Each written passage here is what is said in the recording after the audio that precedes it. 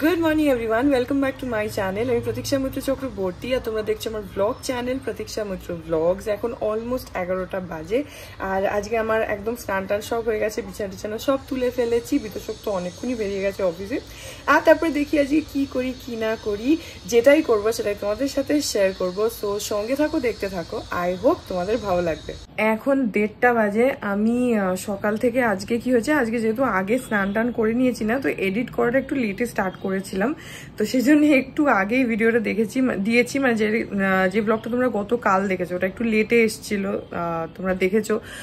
সকালের দিকে আসেনি, ইউজুয়ালি 12টার মধ্যে আমি ব্লগ দিয়ে দেওয়ার চেষ্টা করি, তো ওটা আস্তে আস্তে 1টা বেজে গেছে, 1টার একটু বেশি।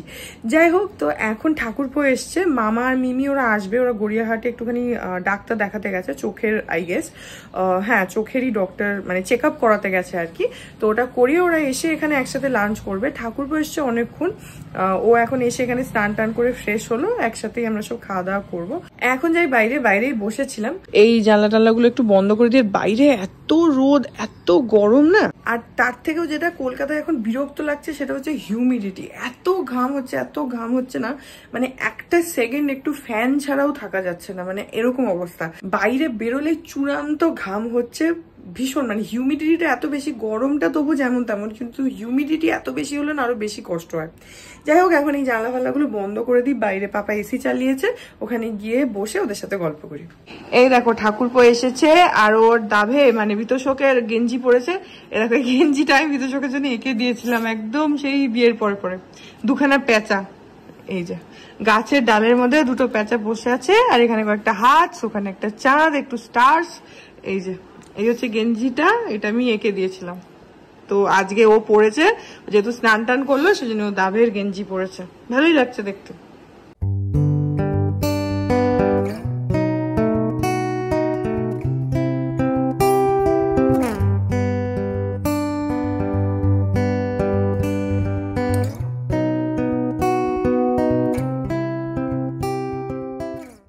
এখন বাজে 2:45, এখন আমরা লাঞ্চটা করে নি। মামার মিমি এখনো আসেনি, আমরা ওদের জন্য একটু ওয়েট করছিলাম।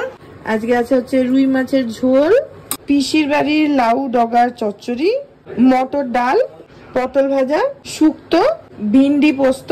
এখানে চিকেন আছে আমার ঠাকুরপোর জন্য, আর মামা মিমি আর বিতোষকের জন্য একটুখানি মৌরলা মাছ ভাজা, আর লাস্টে রয়েছে হচ্ছে আমের টক, আর তাছাড়া ভাত আছে।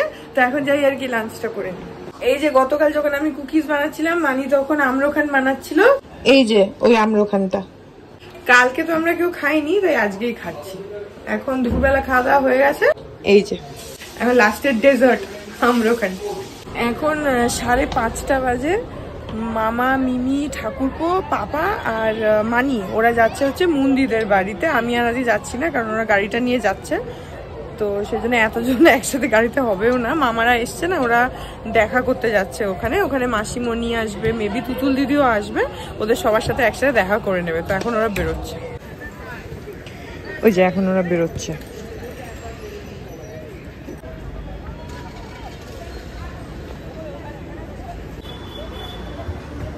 এখন 11:30 বাজে। আর সেই মানিরা যখন বেরোলো তারপর থেকে আমি একটা শর্টস একটুখানি শুট করলাম, তারপর সেটাকে এডিট করছিলাম, তাই জন্য মাঝখানে আর কিছু ব্লগ করা হয়নি। তো এই ব্লগটা এখানে এন্ড করে দিচ্ছি। আজকের ব্লগটা আই গেস খুবই ছোট হয়েছে, বাট আজকে আর কিছু ছিল না। তো যদি ব্লগটা ভালো লাগে then please do like and comment. কালকে হচ্ছে জামাই ষষ্ঠী, আমি আর বিতোষক কালকে সকাল সকাল যাবো লেক টাউন। কালকে আবার ফেরত চলে আসবো, কিন্তু সকাল সকাল চলে যাবো দুজনে। তো সেগুলো তো সব তোমরা পরের ব্লগে দেখতে পাবে। এই ব্লগটা যদি ভালো লাগে then please do like and comment. আর আমার চ্যানেলটাকে যদি এখন অব্দি সাবস্ক্রাইব না করে থাকো তাহলে প্লিজ সাবস্ক্রাইব করো, পাশে একটা বেল আইকন আসবে, সেটাকে প্রেস করো, আর অল অপশনটা ক্লিক করে দাও, যাতে আমি এই চ্যানেলে নতুন ব্লগ দিলেই সেটা নোটিফিকেশন সবার আগে তোমাদের কাছে পৌঁছে যায়।